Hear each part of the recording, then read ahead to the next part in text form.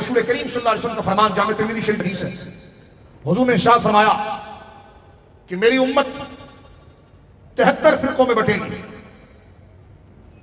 اس میں سے 72 جو ہیں وہ جہنمی ہوں گے، اور ایک فرقہ، ایک گروہ، ایک جماعت وہ نجات یافتہ ہوگی، جنتی ہوگی۔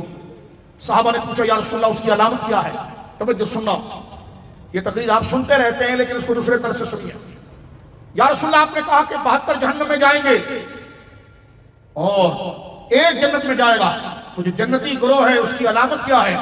تو سرکار نے فرمایا ما انا علیہ واصحابی، وہ میرے طریقے پر ہوگا، میرے صحابہ کے طریقے پر ہوگا، وہ میرے طریقے پر ہوگا اور میرے صحابہ کے طریقے پر ہوگا۔ اور ایک روایت میں ہے الجماعہ، وہ سواد اعظم ایک بڑی جماعت ہوگی جو حق پر ہمیشہ قائم رہے گی۔ ایک حدیث میں آتا اللہ نے بڑی جماعت پر اپنے دست قدرت کو رکھا ہے، وہ گمراہ نہیں ہوگی، اور بڑی جماعت سے مراد صحابہ کی جماعت، اہل بیت کی جماعت۔ تو وہ جماعت جو بعد میں آئے گی ان کی ترجمانی پر، تو ان کے عقیدے وہی ہوں گے جو صحابہ کے ہیں، ان کے عقیدے وہی ہوں گے جو اہل بیت کے ہیں۔ اب اگر کوئی یہ کہے، قرآن تو کہتا ہے وَاعْتَصِمُوا بِحَبْلِ اللَّهِ جَمِيعًا وَلَا تَفَرَّقُوا، کہ اللہ کی رسی کو مضبوطی سے پکڑ لو اور فرقے فرقے مت ہو جاؤ۔ غامدی کہنے لگا کہ یہ حدیث ہمیں سمجھ میں نہیں آتی ہے۔ میں نے کہا جس حدیث کا مظاہرہ عملی گراؤنڈ پر ہو رہا ہے اس کی درایت واضح ہے، اور جاہل تو کہہ رہا ہے وہ حدیث ٹھیک نہیں ہے۔ دیکھو ایسا تو نہیں ہے نا کہ فرقے ہوئے ہی نہیں، توجہ ہے بھائی، یہ سولو کیمرے میں بات کروں، ایسا تو نہیں ہے کہ فرقے ہوئے ہی نہیں اور حدیث کہہ رہی فرقے ہوں گے، نہیں، فرقے ہوئے ہیں، تو اس سے تو حدیث کا ثبوت ثابت ہوا۔ نہیں سمجھا آپ میری بات؟ کیونکہ دیکھیے ایسی بات رسول اللہ کی بات نہیں ہو سکتی کہ جس کے بیان کرنے والے جھوٹے ہوں، ایک، یا جو بیان کیا گیا ہو وہ حقائق کے خلاف ہو، یعنی روایتاً وہ غلط ہو اور درایتاً غلط ہو۔ اور یہ روایت، یہ حدیث دونوں طریقے سے ٹھیک ہے، اس کو بیان کرنے والے بھی ٹھیک ہیں، اور جو بات کی جا رہی ہے وہ عقل کے خلاف نہیں ہے۔ ہم دیکھ رہے ہیں کہ نام اسلام کا لے کر گروہ بن گئے، نام اسلام کا لے کر فرقے بن گئے۔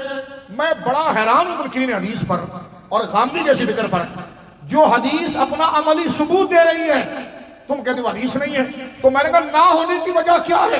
نہ ہونے کی ایک ہی وجہ ہوتی کہ امت میں کوئی فرقہ نہیں ہوتا، اور حدیث اس کے کہہ رہی کہ فرقہ ہو رہا ہے، تو وہ حدیث جو حضور کی طرف منسوب ہے وہ ظاہری حال کے مخالف ہے۔ اور پگلو، یہ تو ظاہر حال کے بالکل موافق ہے کہ جیسا حضور نے کہا ویسا ہو رہا ہے۔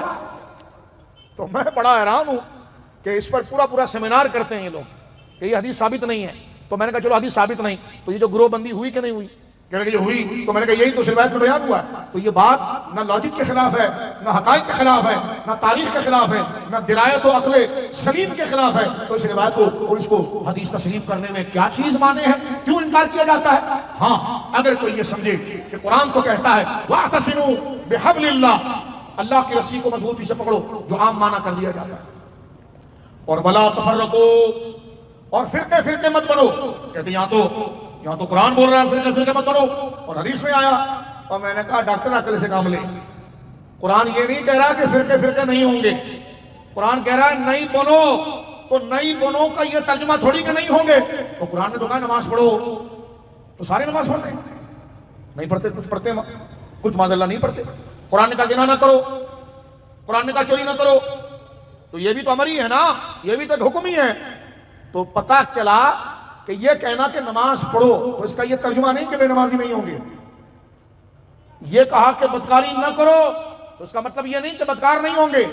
اسی طرح کہا کہ فرقے فرقے مت ہو، حکم یہ تھا۔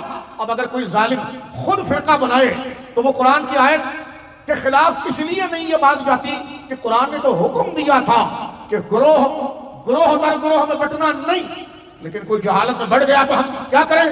لیکن اہل سنت ہے جو گروہ میں نہیں بٹے، یہ اس جماعت کے ساتھ ہے جس کی نشانی رسول اللہ نے فرمائی جو میرے راستے کے اوپر ہے۔ یہ اہل سنت کا میں نے ترجمہ آپ کے سامنے پیش